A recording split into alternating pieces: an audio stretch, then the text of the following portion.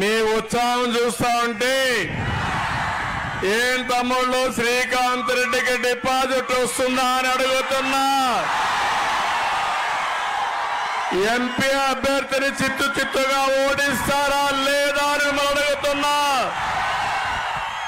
అవును అంటే గట్టిగా చెప్పండి అవునని.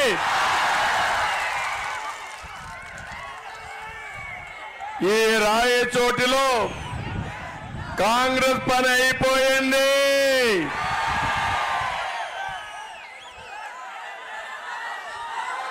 నల్లారి కిరణ్ కుమార్ రెడ్డి గారి చేతుల్లో ఎంపీ చిత్తుగా ఓడిపోవడం ఖాయమైపోయింది.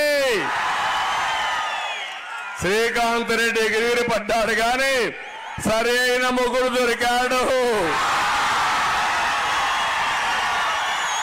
అవునా కాదా తమ్ముళ్ళు అడుగుతున్నా నేను మిమ్మల్ని.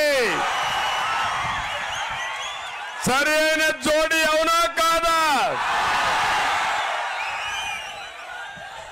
ఓడిస్తారా లేదా? కాంగ్రెస్ పార్టీ పని అయిపోయింది.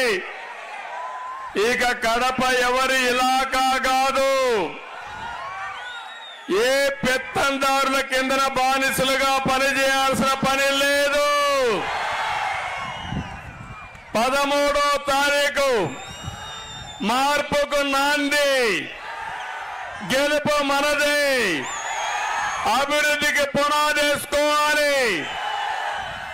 రాయచోట్లో ఉండే మీరు సిద్ధమా తమ్ముళ్ళు ఆడబిడ్డలు? మిమ్మల్ని అడుగుతున్నా. నేను అడుగుతున్నా మిమ్మల్ని అందరినీ. ముఖ్యమంత్రిగా సైకో జగన్ అయ్యాడు. రాయచోటికి ఏమైనా పనులు చేశాడా అని మిమ్మల్ని అడుగుతున్నా. ఏదైనా అయ్యాయని మిమ్మల్ని అడుగుతున్నా. పోనీ కడపలో స్టీల్ ఫ్యాక్టరీ వచ్చిందా తమ్ముళ్ళు అని మిమ్మల్ని అడుగుతున్నా.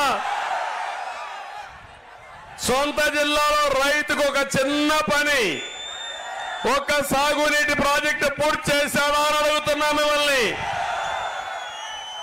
నేను ఈరోజు ఒకటే సవాలు విసురుతున్నా. కిరణ్ కుమార్ రెడ్డి గారు సీఎంగా ఉన్నప్పుడు ఈ ప్రాంతానికి మేలు చేసిన వ్యక్తి మళ్ళీ ఎంపీ అయితే కేంద్రంలో కూడా పలుకుబడి ఉన్న వ్యక్తి. తప్పకుండా ఈ ప్రాంతానికి న్యాయం జరుగుతుందని మీ అందరికీ విజ్ఞప్తి చేస్తున్నా. సొంత జిల్లాలో కరువు ఉందా లేదా తమ్ముళ్ళు అని మిమ్మల్ని అడుగుతున్నా. ఏవైనా ₹1 ఖర్చు పెట్టాడా అని మిమ్మల్ని అడుగుతున్నాను. కరువు ఉంటే అధికారులు వెళ్ళి జిల్లాలో కరువు ఉంది సార్ అంటే మీ ముఖం కరువు ఎక్కడ ఉందిరా? నా జిల్లాలో కరువు అంటే అవమానం అని చెప్పిన సిగ్గులేని ముఖ్యమంత్రి, ప్రజలంటే లెక్కలేని వ్యక్తి ఈ జగన్మోహన్ రెడ్డి అని చెప్పి నేను మీకు తెలియజేస్తున్నా. తమలో నేను అడుగుతున్నా, ఎన్నికల మేనిఫెస్టో జగన్మోహన్ రెడ్డి అమలు చేశాడా అని మిమ్మల్ని అడుగుతున్నాను. 99% చేశానంటున్నాడు. చేశాడా అని మిమ్మల్ని అడుగుతున్నా. కాదు, 99% చెయ్యలేదు.